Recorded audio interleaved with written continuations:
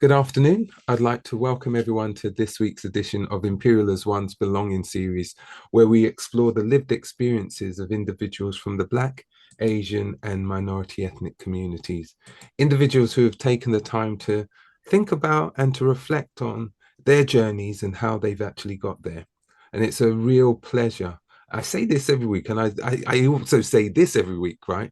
But we've got very, very special guests, right? If you've had any problems before in the way that you communicate with each other, these are the ones who you need to be having a conversation with.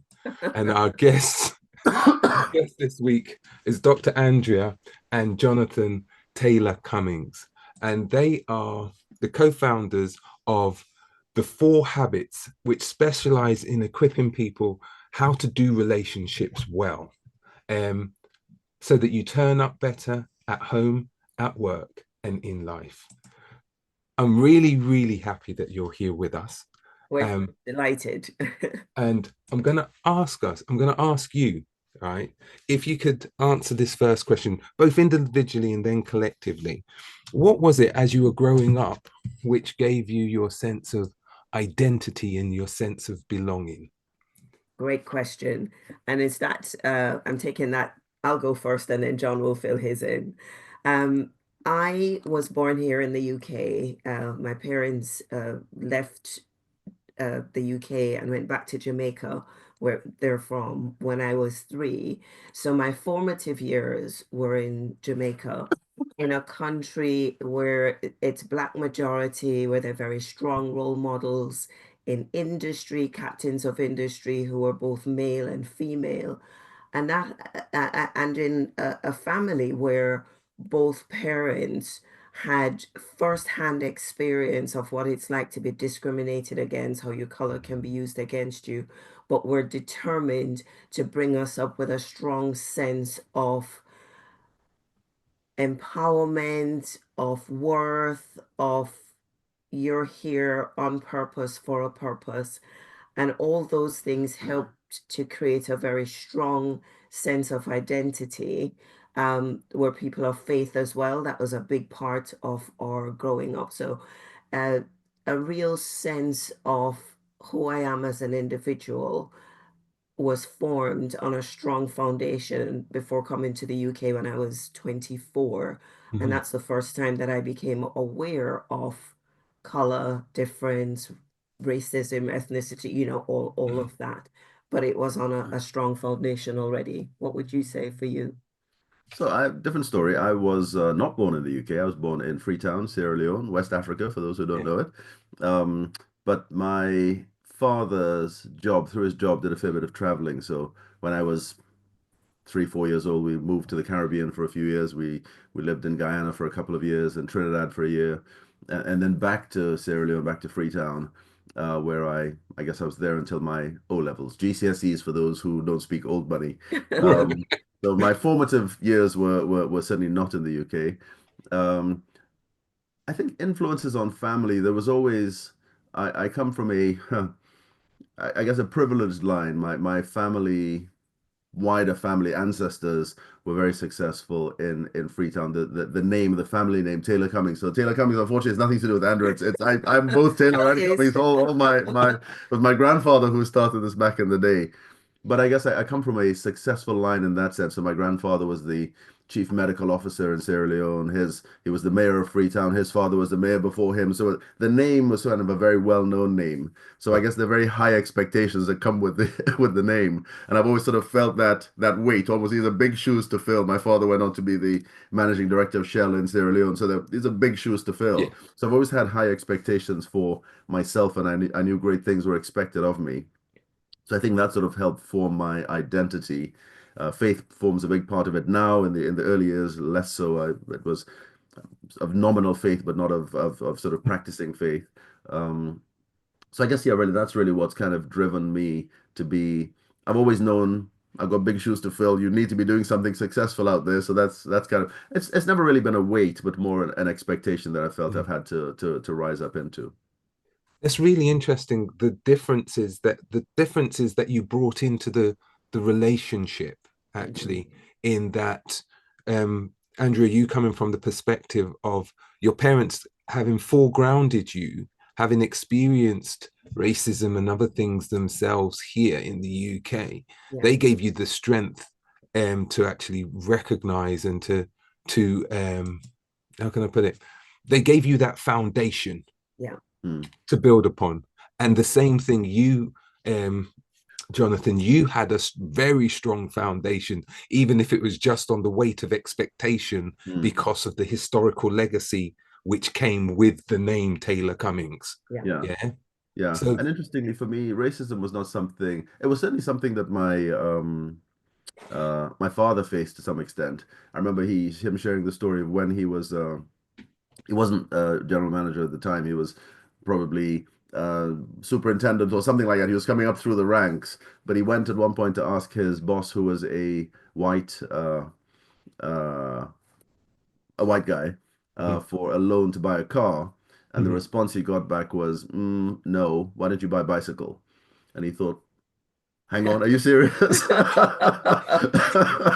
So that's probably the one example I remember him sharing what in his mind was clearly racism. You know, what are you talking about? I'm here to buy a car. I can afford a car, and being told, no, no, no, go and get a bicycle. That's probably more what's suitable for you. yeah, Yeah. So, but this was back in Freetown. But when I came to the UK for for A levels and have been here since, um, I didn't really grow up with any clear sense of racism. Sierra Leone, Freetown is a very multicultural society, um, and yeah, I guess I've always felt slightly different. So I've never. Oh well, okay. Let me go that story. I've always felt different because we've traveled and I've been to in my time now, I think all academic institutions, I think when I counted, it was like 13 or 14. We've Wow. traveled in different places, lots of different schools and colleges. So I've always kind of moved and fitted in and done, so just been me. So I've always felt like I was different and just had to be myself. So I've never really, I don't know. not had any direct sense of being discriminated against. Yeah, Yeah, or just kind of, or maybe always being discriminated against and just kind of going with it. That's yeah. just the norm kind of Yeah. thing. And probably not being attuned to Yeah, it because of where we grew up in Jamaica. Of course, we know, we talk about different shades of skin color, but Yeah. opportunity is there for yeah. everybody Yeah. as long as you can get access to the education and so on. Pardon me. But coming here and also hearing my parents' stories, my mom will tell a story that, or one of the stories, she was already a qualified theatre nurse in Mm, Jamaica, but when she came to the UK, she wasn't allowed to work in the theatre literally because of the color of her skin Mm, until one night on night duty, the theatre nurses weren't present. She was a midwife. There was a woman who had to have emergency cesarean. There was nobody else to help. And she scrubbed up and said, I can do this. I've done it many times in Jamaica. And when she worked with that doctor, before he asked for the next tool or equipment, she had it ready and was handing it to him. And when the surgery was finished, he went and told her superiors that whenever he's doing surgery, he wants Nurse Wright on duty with him. And that's how she got seen and promoted. So hearing stories like that, I was mm. aware of it secondhand. But I think when I came to this country, things would pass over my head, things Yeah, would I happen. agree. I would notice it, maybe wince at it a bit, but not recognize it as racism until as I got older or here for longer. And on reflection, I'm like, so when they asked me what color I go when I tan, and I tongue in cheekily said purple, that wasn't I was having I was responding in my own way, but there were hints of mm, you're different, what are you doing here, the mm, usual where do you come from and so on. And so we've had to be a lot more aware and find a way of being gracious but addressing the issue, especially now that we have children who are now teenagers Yeah, and young adults growing up in a world that is still these undertones are still there, equipping them to deal with it, but grounding them in a strong sense of identity who they can become and what's possible for their lives, regardless of what the system might assume about them. Yeah, fantastic. Now, I wanted to foreground that because Yeah. now we're going to go into the love match. How did the two of you, how did the two of you meet? Well, you know, this is John's line. He's going to have to take that one. So we met through studies. So Andrea came to the UK on a scholarship. She came to get her master's, and she got her Mister as well. So now That's the line. you know why that's his line. We both did a master's in management studies. It was the precursor to the MBA at Oxford.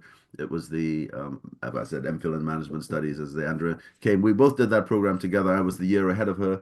In fact, there was a bit of I don't want to say prophecy, but one of the guys who happened to go, a friend of mine, I was on the program the year before. It was a 2-year program. I was there for a year, and a friend of mine who was there at the college when Andrea arrived. I still hadn't arrived back. I was still in London on holiday.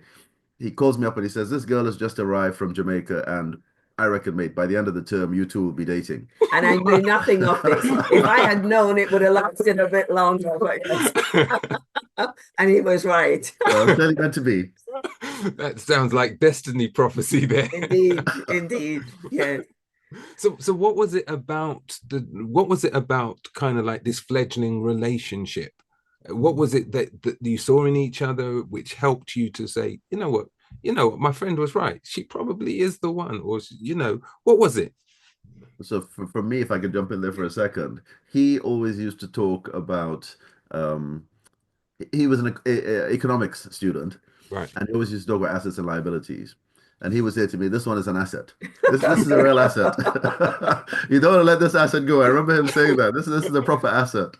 And I think for me, really, in looking back on it now, this is a long time ago, but I think looking back on it now, I realized that Andrew was here on a scholarship, and she was here for the 3 years. We'd had a fabulous time getting to know each other. And if I didn't want that to end, I was going to have to do something about it because the end of her scholarship, she was going back. And I was like, no, actually, I think I want to do something about this. Yeah. So for me, this was an asset that I wanted to secure. That's fantastic. All right, now let me hear from Andrews. Was it the same? What's interesting, we talk about the different backgrounds that we had, but there was such a strong similarity in values, in gesticulations. Even though John grew up in South Africa, I grew up Yeah, in West Jamaica, Africa. West Africa in Sierra Leone, and I grew up in Jamaica. Even the mannerisms, there was a real familiarity there, and we developed a strong friendship where we really knew each other socially. But I was very, and still am very confident and forthright with my beliefs. And I made him know that I don't stay in any relationship that I don't see with long-term potential. I think that caused his head to spin in the early days because marriage was the furthest thing from his mind. I was dating, having But fun, the young man out there having fun. I wasn't thinking about getting married. This was within that first term. yeah. I was like, "What? Is she proposing to me? What's going on here? My head was spinning." And I wasn't. And this goes Yeah. back to this strong sense of identity, self-esteem, and to put it in context, I came here on the Jamaican Rhodes Scholarship. There's only one every year, Mhm. and I got it for 1989. So I was aware of the privilege and also the responsibility. So in a number of ways, I wasn't messing around. Mhm. But anyway, the, It- the friendship grew, and in April of next year, we celebrate 32 years of marriage. Congratulations. Thank you. Congratulations. Thank you. All right. That's really something when you spoke about the fact that you were on the Rhodes Scholarship. And so there was a weight of expectation on you to Yeah, succeed. indeed. And Jonathan, you also mentioned earlier on about the weight of expectation because Mhm. of the family name and them expecting. So between the two of you, you had a lot of external pressures for success, if that makes sense. Yeah. Yes, Absolutely. I would say pressures, but also a mindset of this is available to us too. Yeah. So, one of the challenges I think that young Black youth face in the UK and other parts of the Western world is the bar is set so low. There's that might even be told this isn't for you, or people like you won't Mm, succeed in this. Whereas for us, the narrative that we were fed, the voice in our head was, you can achieve this too. Go for everything that's out there. There's everything to play for, and you're just as capable and deserving as Mm. everybody else. mm. And that's the mindset that we've tried to pass on to our children as well, despite what society might try to impose on them. Yeah. Fantastic. I really, that's such a clear message, about that expectation, the Yeah. mindset, Yeah. and don't be drawn into them. And it goes back to what you said about your father when he asked for the loan for a car, and somebody telling him, "No, you need a bike. Where you going with a car?" Yeah, and that's what happens on many occasions that Or, they're or, told, "Go for the bike. You can't. You or can't." some too many of us, I think, unfortunately, will go for the bike. Yeah. Yeah. Not even think we're qualified to go for the car. We'll set our expectations low and say, okay, you know what? I'll just go for a bike. Mhm. And I think that's where a lot of people, that's where the mindset isn't right. You need to think, actually, no, I want a car. This is what I want to do. I'm going Yeah. to go for that. Which is hard in a society that Mm, in various ways keeps feeding you this narrative that you don't Mhm. deserve anymore. You should mm, keep your expectations. Don't, think above your station kind of Mhm. thing. But who Mhm. sets the station? yeah. That's right. We firmly believe that, God loves us, has this amazing plan for our lives. We have so much to offer, so much to learn, so much to give, and so much to receive. Go for it with open hearts and open hands. Just make the most of every opportunity. And that's the message that we try to model and to pass on to our children and to those around us. Right. So you just mentioned earlier on, right, that in April next year, it's going to be 32 happy years, right? Yeah. 32 happy because you're still smiling, big grin on both of Still sat beside each other. you. Yeah, So 30, right? So I always ask, you've got to, I'm not saying to the end of the journey, but you've got significantly on this marriage journey. Now I know that it's not been smooth sailing all the way. When did you start your business, and how did that impact? Give us a little bit of the trajectory of how you've got to where you are now, if that Yeah. makes sense. And that's a really relevant story to the work that Yeah. we do now. Mhm, After we finished our degrees, as John said, he did the masters and then went into investment banking. I stayed on, completed the doctorate, and then went into management consulting. And then John's job transferred him to Japan. I eventually got a transfer with my company. So we lived and worked in Japan for about a year in our first year of marriage. And that was really an important and foundational experience to our relationship as husband and wife, because we had this opportunity to be away from all other influences in a very different culture. And we really had the chance to gel together as a couple. And we thought we knew each other inside out. So when we came back to the UK a year later, we thought we have business degrees, we have professional experience in the professional services world. We love each other. Let's start a business together. How hard can it be? And those became the famous last words because it took all of about 3 months for the wheels to come off and for us to be in a really desperate position. You want to jump in there? Well, we joke about it now, but I say, look, it's easy to understand why the wheels started coming off because I knew very clearly how to do everything right, and Andrew just had some funny ideas. And You can see that's what caused. genuinely how I thought. I thought, this is how you're supposed to do things, and um, I could see the world only one way. mhm, And in my until the learning came later, but at that point in time, I could see all the things I was doing right, and I could see Andrew doing some things. So I'll give you an example. There was a one example we clearly remember. There was a client proposal that we had done. There was a recruitment business we had set up. They now call it talent acquisition these days, but mhm, that was a business we had set up, and we'd gone out to a client, had the meeting, and we came back and we had to write a proposal, and we'd spoken about it, and Andrew then had to draft Drafting. the first proposal. So she drafted this thing and brought it to me, and I'm like, "What is this? I can't see the proposal we spoke about here. This thing looks like a mess. It's just blah, blah, blah, blah. Like, where is the proposal? I'm expecting sharp. I'm expecting a clear story. I'm expecting bullet points. I'm expecting a pitch. What is this thing?" And she was so excited about what she'd given me. I'm like, "No, no."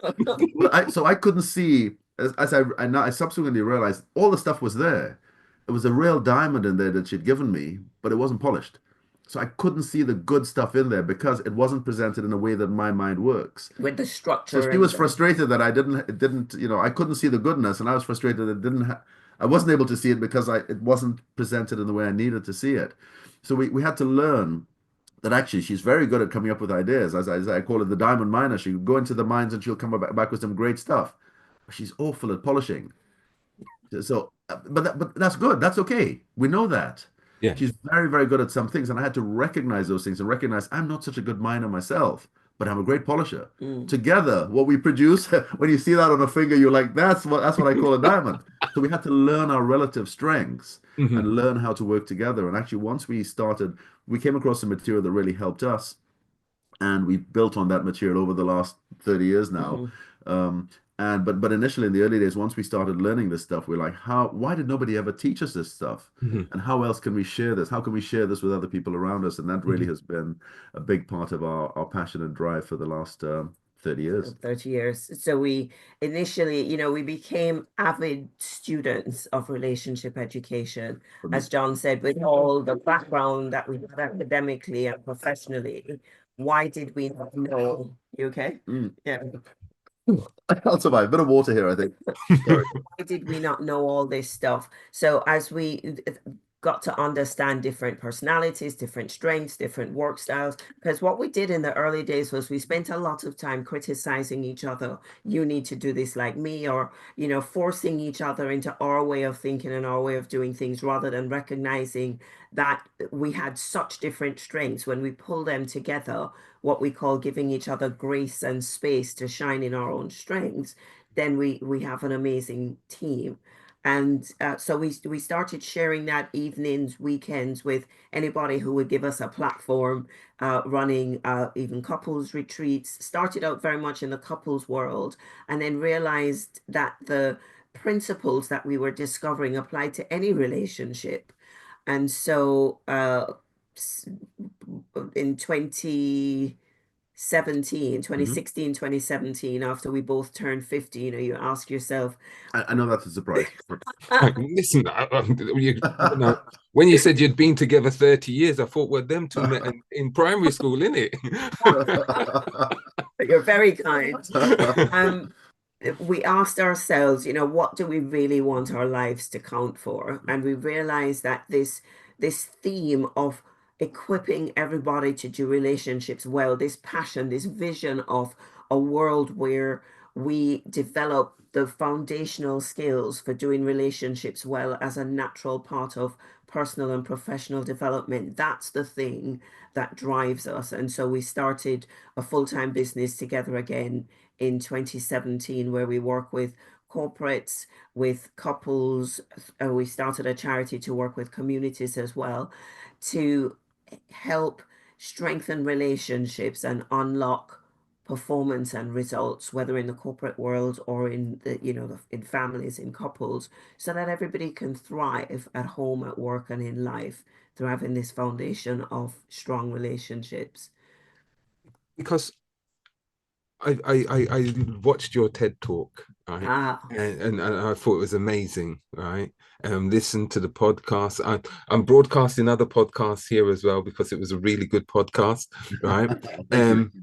And one of the things which I wanted us to kind of like explore is then how you, over all that time, were able to then distill those ideas into the 4 principles which you've identified. Because you see lots and lots of people say, well, we've got the key, but yeah, oftentimes it's long, let's put it that way. yeah. But you've been able to distill them. I'm sure that everybody wants to know, what are these 4 principles, man? What are these 4 principles? We're coming, right? Well, You, well, the journey to arrive at them, actually, it was the privilege of doing the TEDx talk that resulted in us identifying these 4 habits. Because Mhm. when we looked, we said, okay, at that point, it's 25 years we've been working in the space, Mhm. and we had to condense that into 15 minutes. That's the target for the talk is 15-minute talk. Okay, what can we possibly deliver in 15 minutes?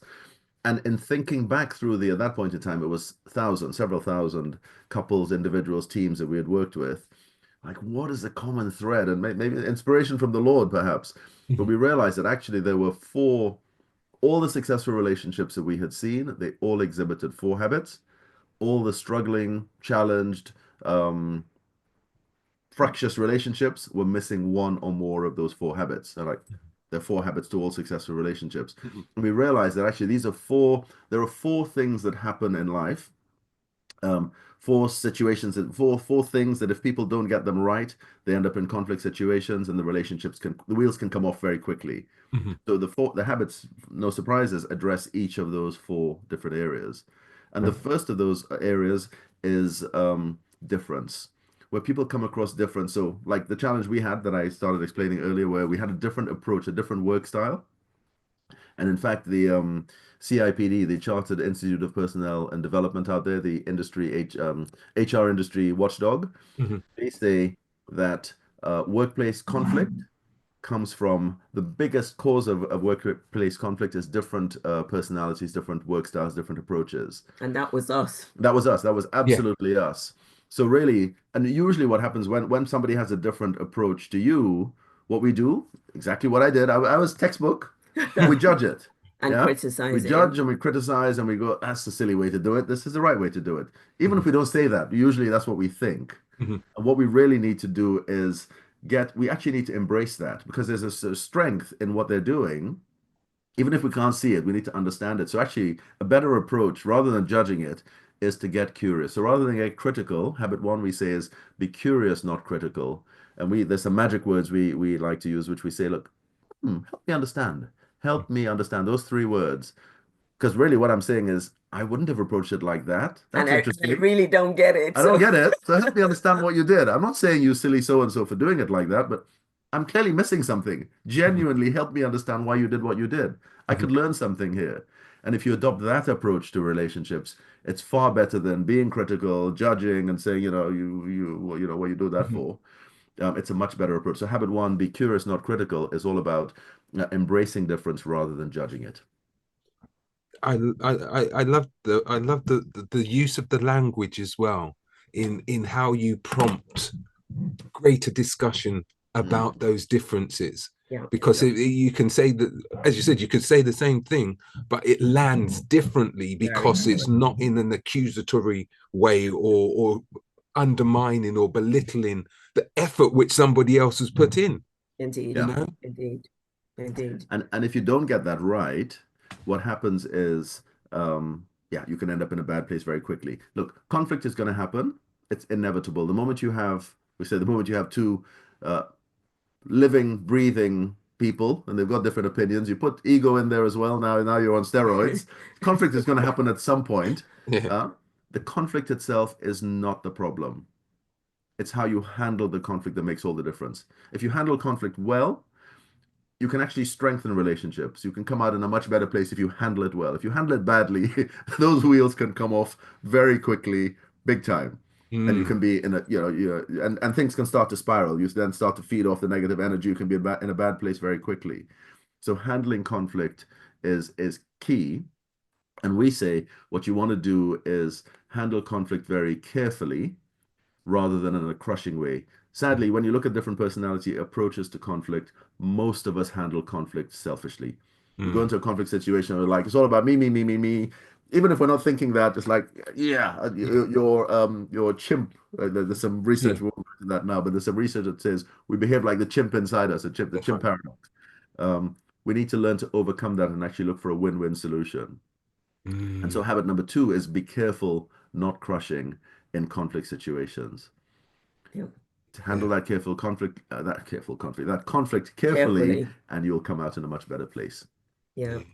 So that's That's habits 1 and 2. You want to pick Yeah. up? And as John says, all the habits address the key areas in which difference can cause frustration, Yeah. misunderstanding, tension in relationships.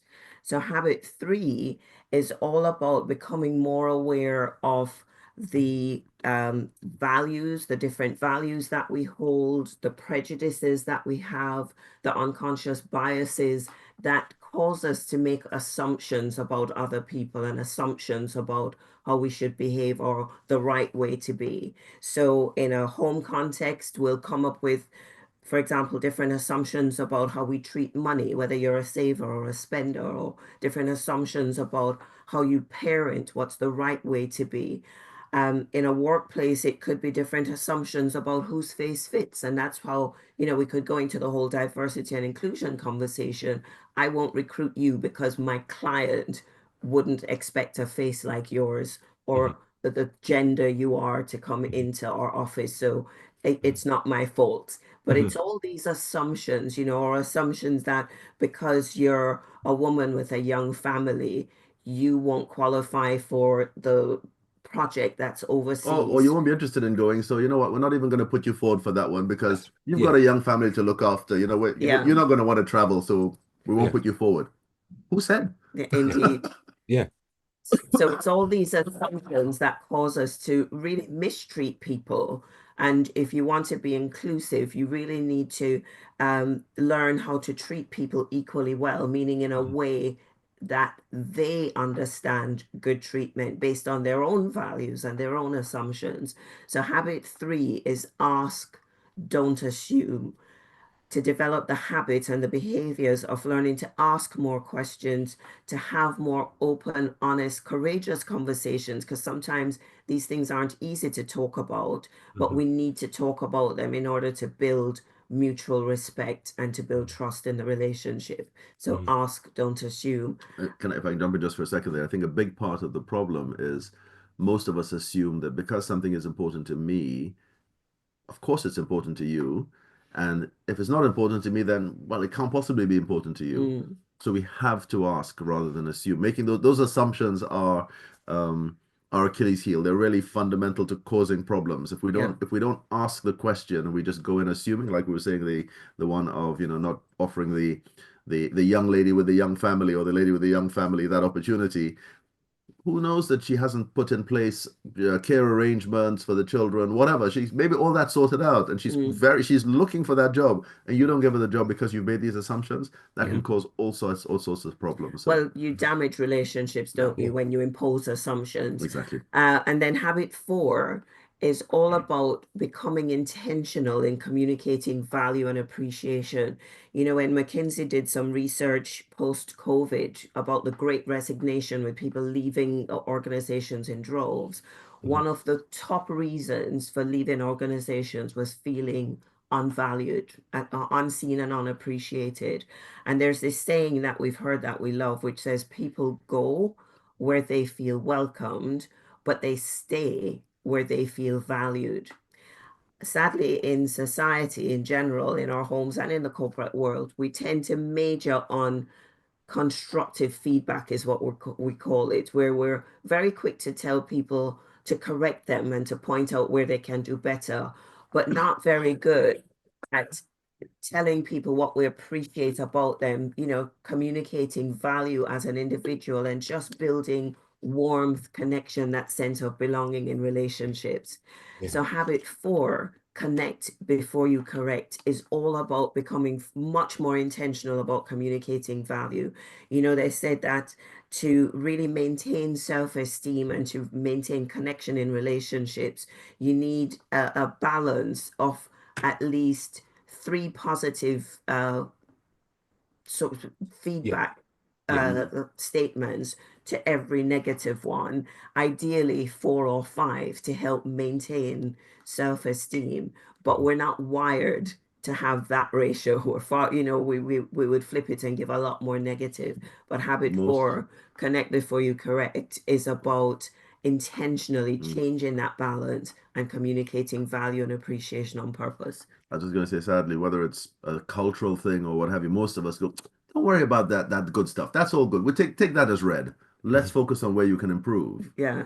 And we think we're doing people a service by that, but actually that lands That's so heavily. We're tearing them We're down. tearing them down. We've Yeah. got to put that stuff. And sadly, certainly in our experience of Andrew has spoken about the work relationships, our experience of domestic relationships as well. The breakdown happens because people aren't left feeling valued. Yeah. And if people aren't left, if they don't, Some breakdown. some. To be fair, not all. That's a great point. But a lot of them, people aren't left feeling valued. And when they don't feel valued, there's a vacuum that happens or gets created. And then what happens is somebody else somewhere else comes along and starts to make you feel valued. And then Yeah. all of a sudden now you've got my attention. I didn't go out looking for it, but now I'm feeling valued over here, and before long, I'm off. Yeah. Yeah, there's Yeah. a new connection. It's A new like they've connection formed they've and Indeed. created. they've found a new connection which actually values them. That's Correct. right. Yeah. So And if that you've got to show that value to maintain that connection Mhm. and keep people from being left vulnerable. Mhm. and that happens both in the corporate world and in home. Yeah. And so the beauty of the 4 habits, and we're really excited to see with the TEDx talk 4 or 5 years later, it's still resonating strongly Well, around the world. when we did the talk, a friend who helped us craft the messaging said, "Look, guys, the average talk gets between 3 and 5,000 views. That really is what you want to be. That's the target." And when we blew through, I think in the first summer, so it came out in June. I think by that we were on holiday, and that's Mm. August. I think it was August, September. It blew through 100,000 views, and we're like, "What on earth is going on here?" And a year later, it was at 1 million views. We're like, "What's going on?" And it turns out some people had put it on their a playlist of best, top 10 relationship talks. And Mhm. so today, to see it at what coming up to 3.5 million views, we're just blown away. But Mhm. actually, when you look at the comments, actually, what people are saying is these are really practical things that we can That's right. do. It's really, I mean, to get them, it's intuitive. Ask, don't assume, connect before you correct. These are things that you can do, but actually, you need to build that muscle. Yeah. And what we do is we take people, we have different programs, online courses, there's the book, workshops that we run, but we actually show people how to build that muscle in practice. Because you've got to change habits from habits that are actually unintentionally damaging your relationships to these new habits, which will on purpose strengthen your relationship. And that's the muscle that we're trying to help people build. As a friend of ours says, it's about developing that sixth sense Mhm. around doing relationships well. And I was saying that the beauty of the 4 habits is that they are so fundamental that they apply in Mhm. every context of interaction, whether at home, at work, or in life. They're as powerfully relevant. And also they're very simple in giving clarity around the behaviors and therefore personal responsibility and accountability. And if you think of that even in an inclusion sense, it demystifies this approach to diversity and inclusion to Mm. the point where each individual, each of us can take more responsibility for how we're doing relationships across difference on a one-on-one basis. But anyway, I'm conscious of time. You can hear the passion and the enthusiasm between us. So much more we could share, but we'll let you lead because we Yeah. know we've No, no. I was going to see if there was any questions from the audience, but I've always got another couple of questions. And a lot of what you've said has resonated, and it's demonstrated to me about an intentional practice. Mhm. You have to be intentional in, Mm. if you want relationships to work, you have to be intentional in the way that you nurture them. You Indeed. can't just allow them to just grow, as it were, with untreated, cared for, in a sense. It's like a garden, and we love Yeah. that word intentional.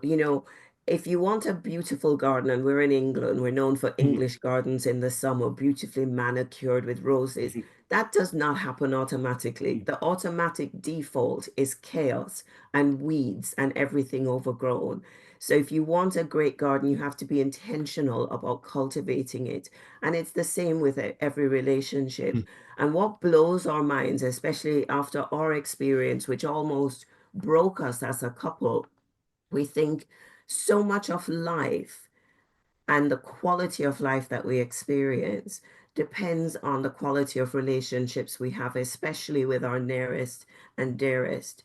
Why aren't we intentionally taught how to turn up well, how to have better conversations so that we can get better results and therefore thrive, rather than experience so much brokenness in divorce rates, in family breakdown, leading, homelessness, suicide? We're on this conveyor belt of destruction if we don't put the brakes on and start being intentional about the skills that we develop. I don't know how we're doing for time, but if we have a couple of minutes, there's one quick model I'd like to share with you, which I think will bring this alive. It's this concept very quickly of the emotional bank account. And it's something that Stephen Covey in his 7 Habits of Highly Effective People, he mentions it in passing. It doesn't seem to have had the weight that people that we have seen, Yeah, or the the application. application, the benefit that comes from it. Because very simply, all that happens is the moment you meet somebody, you set up an emotional bank account with them, of course, subconsciously. Yeah. Um, and from that moment you've met that person, every interaction with the person, when we've had one now for the last few days we've been speaking, Yeah.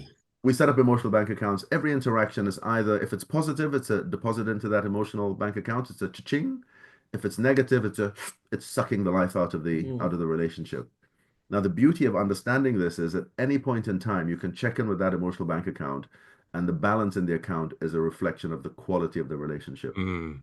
So if the balance is in positive territory, the relationship feels good. Everything is cool. No worries, man. No problem. I'll do that for you. No problem. You can say some silly thing. Don't worry about it. It's fine. Yeah. If that balance drops into negative territory Mm. or zero or negative territory, everything is a problem. So even Mm. the same thing I said to you, now you respond with a sharp or something, I'm like, oh, what happened there? So the beauty of understanding this emotional bank account is you should be able to, in the moment, you can see how the person has reacted.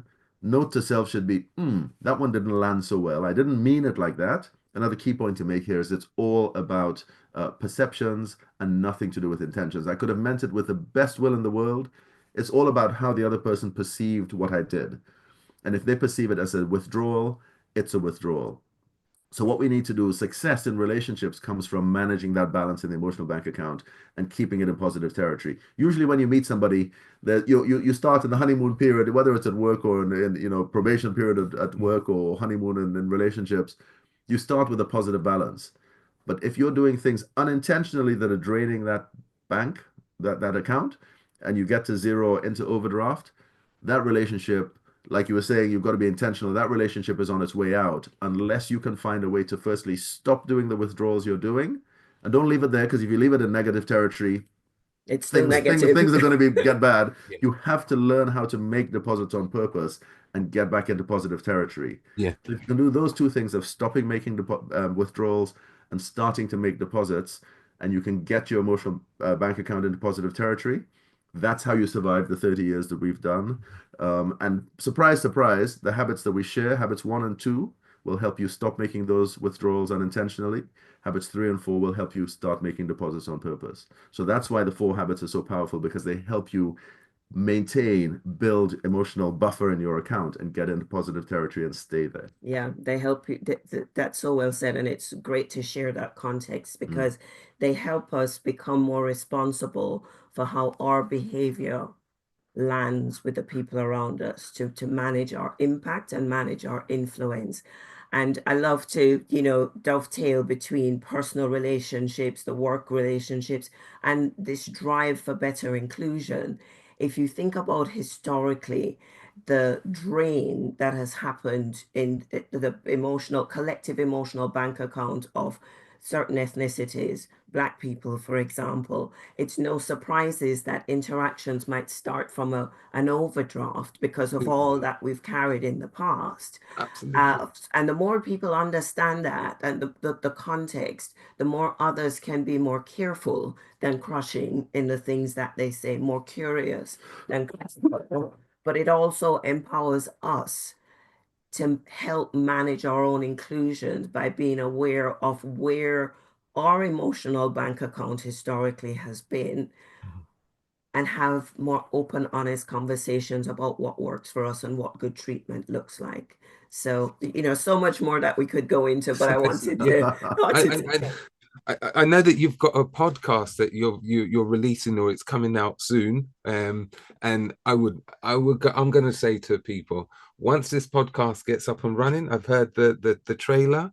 Once the other episodes start dropping, please listen in, because there are so many nuggets of brilliance which I know that you're going to deliver for us. Right? It's Well, they're out there already. We've been doing it for A year a year now. now. It's out there. So there are We've been doing one a 60. week, one Yeah. episode a week. There's six. That's right. episode So 62 about to go out I'm this behind, week. guys. I'm behind. So I'm tuning in. I'm getting my education, Yeah, right? it's called for the listeners. It's called Building Healthy Relationships, the 4 Habits podcast, Yeah. and we talk about helping people enjoy better harmony at home, thrive at work, and win at life. So in each of those three categories, whether it's the work context, the home context, or just life in general, what are some of the principles? And some of the episodes it's Andrea and I sharing. Most of them we have some fantastic guests on there Indeed. sharing Yeah. their insights on what you need to do to improve your relationships in each of those contexts, home, work, and life. Yeah. So we love doing it. I can see it. Literally, I can see. And I really did love your analogy of the bank account and where we are. We have to, what I was going to add to it, well, I'm not adding to anything because it's already brilliant, but I always use this word intentionality. Yeah. And I moved the word from just intention, because the world is full of good intentions. It's the actions which follow up. And Indeed. that action is the ality. It's the Yeah. reality of the situation. So the intentionality. So it's the intention with specific actions, which will either put you into credit or put you into debit. Yeah. You know, And if you leave it alone and you do nothing, like with bank charges, they will drain your account and you will end up, or like with weeds in your garden, you'll end up with a mess. With You even have to more be work. with relationships. Sorry, there's no fairy tale here. Yeah. You have to work at it. It does take work. If you don't work at it, you will end up a statistic. It's you know It's that's it's the almost hard that's the harsh harsh reality. reality of You it. have to be prepared to put in work and make sacrifice in certain areas. You've got to work at it and be intentional. Use your word intentionality if you want to have a successful relationship. And just to add one more thing onto the concept of the emotional bank account, the power of the emotional bank account is you can notice in the moment of interaction how what you said or did landed, and have the courageous conversation then, rather than leaving things to fester. And as John shared earlier, magic words in that moment could be, help me understand why what I said had that impact on you, or I didn't mean that. help me understand how I could do it differently, or I can see that what I said offended you and I don't know why. Help me understand.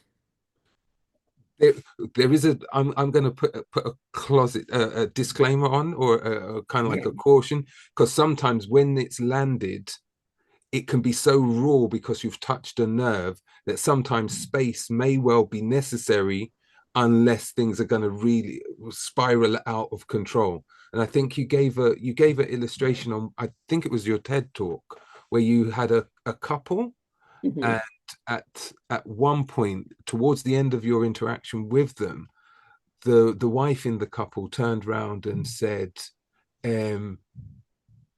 thank you, because I was at a point where if you had said anything else, I was just going to say, look after the kids.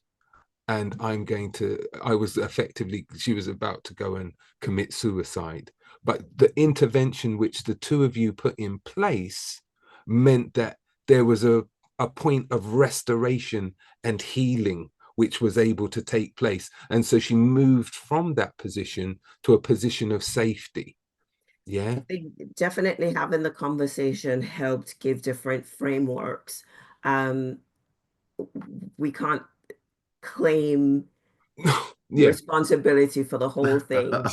And thankfully they're great. And, it's not just about them. It's about, it could be any couple who is going through such a desperate time, that a conversation, something that helps them get a different perspective on things, lighten the ears, just lightens the load a bit and gives them tools to work it through themselves. That's the important thing. But you're right that you don't want that having the conversation or the in-depth conversation at the moment might not be the right thing for that time, but noticing it and maybe apologizing and saying, let's talk about this later, Mhm. or something to acknowledge that what you said and did impacted that Yeah. person Yeah. in a way that you didn't intend. Yeah. That's the way to really breathe life and hope and Mm, health into relationships, even if you do the detailed conversation at a different time. yeah. But and also one key thing to add there, I think, is perspective is everything. It was Einstein who said you can't solve a problem with the same level of thinking that got you there. You've got to be able to move up a level. So Yeah. you've got to get additional information, additional insights, additional education to be able to look down on the problem and go, now I can see something slightly different here. But if you're in the weeds, when you're in the weeds and you Yeah, look around you, you That's can't all you see a see. way out. yeah. Yeah. You're like, I'm stuck. And that's why a lot of people in relationships will say, we're stuck, we can't see a way out. And we would say, actually, got to go up a level, got to find more information. And that's a lot of the stuff that we share is helping people understand. I couldn't see Andrea's strengths. I could only see my own. When I was able to go up a level and see, then look over and go, oh, actually, she's got some strengths there, which she's bringing to the party. I could then start to value those. Mhm. So it really is about going up a level and we say, get more understanding Indeed. so that you can be more understanding. Mm. And that's Mm. really the secret to success in relationships here, is building that understanding. And it's an ongoing journey. Yeah, As life Absolutely. throws different situations at you, you may feel again stuck. Okay, I need to get more understanding to figure out what's going on here, and then I can be more understanding. I have to then change my approach, be more understanding, and that is some of the secrets to the keys to success. yeah. Fantastic. I'm going to ask my final two questions. I don't know how we're going to land on this one. I don't know, because normally I ask the question, what advice would you have given to your younger self? Right? Maybe it was your younger self in the relationship, your younger self, either way. Um, and then what do you think your younger selves would look at you now and say, wow? So Those are such powerful questions. Um, what I would say to my younger self, well, there are a number of things I'd say, but I'll keep this one just to the topic, because one of the things I would say, get into an exercise routine, because after 40 or 50, your body becomes unforgiving. But that's another topic. Well, Um, somebody said by the time you turn 50, you will have the body that you deserve. and I that don't was So say you that want to out. be intentional from early, or else you could be in a pretty wobbly place by the time you get down the track. But the thing I want to say, certainly from what we've learned now, is your word intentional, intentionally develop strong relationship skills, because the quality of your relationships will determine the quality of your life. So put the effort in to learn the skills of turning up better, having better conversations so that you can get better results. And I'd also say be very careful and very deliberate about what you anchor your life on, the foundation that gives you that sense of identity, that sense of worth, that sense of purpose, especially these days with social media being the go-to place for young people. That is such an unstable foundation to build your life on, because opinions and culture and what's considered best practice flips on a dime.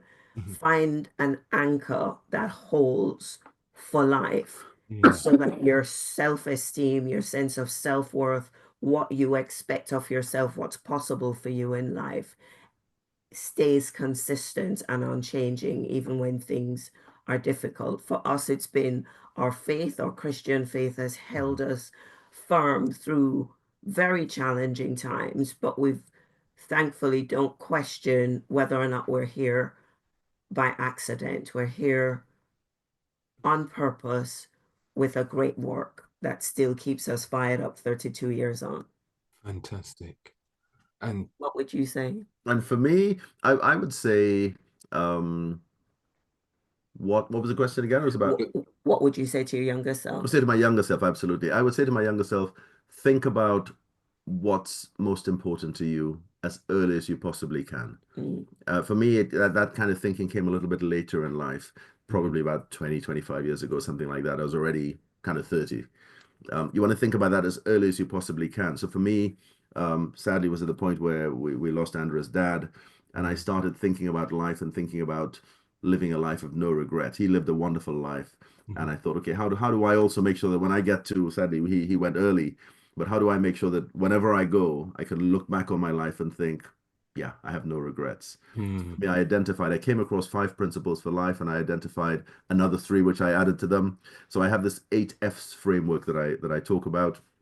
No time to go into the detail, but just the highlight of it is you think about what's your faith, what's your driver, what's your guiding, your North Star that allows you to make some of these important decisions in life around money, around um, Grieving, grieving, loss. loss, significant things in life. What's your faith drivers? What's family? What's important to you around family?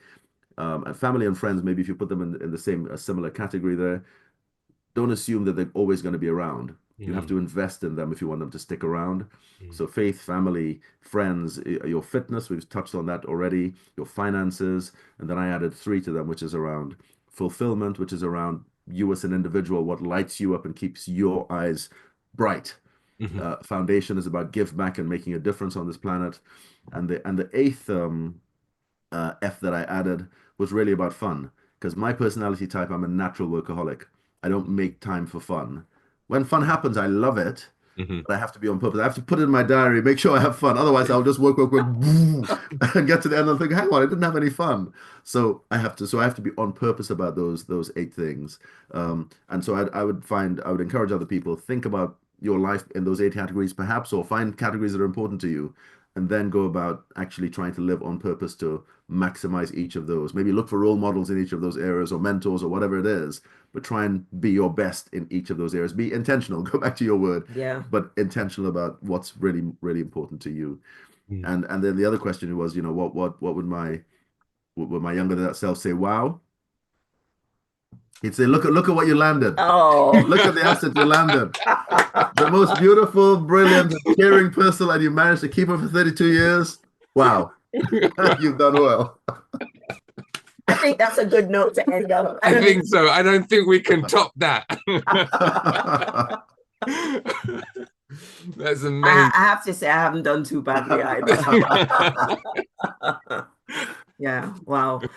And also, I think, I remember when I was 17, 18, becoming very aware of couple relationships around me and thinking, what couples need is like a retreat, just breathing space to reconnect and breathe life back into their marriage, their couple relationship. And my younger self, that younger self would say, wow, look at what you're doing. And that this is a shared passion, not just that you have, but that you share with your Mm. husband of 32 years. That for me is a massive wow. That's amazing.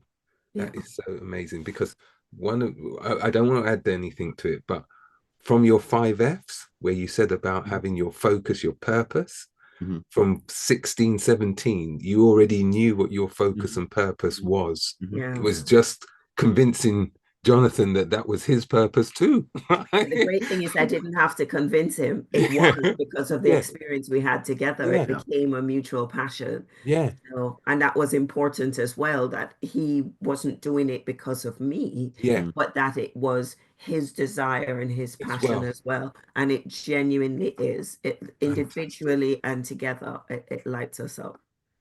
You know what? That's a wow. It truly is. I'm going to encourage all of our listeners to tune into your podcast as well, because I think there are so many valuable lessons that I'm going to be listening to it on a weekly basis, because Okay. I want to hear about how to build effective relationships, and Awesome. especially in our workplaces, etc.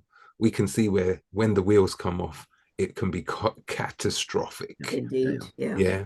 And if we are looking at greater inclusion and inclusivity and all of those kinds of things, we have to do relationships well and do them better. Yeah. And I think you guys have got the keys. So I'm going to keep knocking on your doors. All right. You're more than welcome. You're more than welcome. The door's open. Thank you. Exactly. All right. So thank you so much for being our guest this week. I'm just going to let people know what's coming up for next week. But please stay on. And if anyone wants to have a little conversation afterwards, they can. Okay. Yeah, it's been our absolute pleasure. Thank you. Thanks for Thank having you. us, Wayne. So next week, we're going to have another young lady, Mary, anterior. Remo, and she's an equalities, diversity, and inclusion researcher at Imperial College London. And so she's going to be, and she's also someone who's a sickle cell warrior, but we'll go into that next week. And if you have missed any of the other interviews, you can find them on our YouTube channel, which is tinyurl.com/belonging-IAO. And we've got a fair number of interviews of some very brilliant people on there. I just wanted to publish our book. This will be the last, well, might be, might not, but there is that book which is looking at the Black PhD experience. Please have a read, because I think within that book, it does actually focus on how we build better relationships. So please have a look at that. And again, I just want to say a big thank you to all of the guests. This is only half of the guests now. This is the first 100, so we are approaching the second 100. But all of them, as I've said at the start, they've been courageous and they've shared their experiences. So what I want you to do over the weekend is to think about how it is that you get your sense of identity and your sense of belonging. And whatever it is, work towards it and find your authentic self and be who you want to be. So until next week and next time, keep belonging.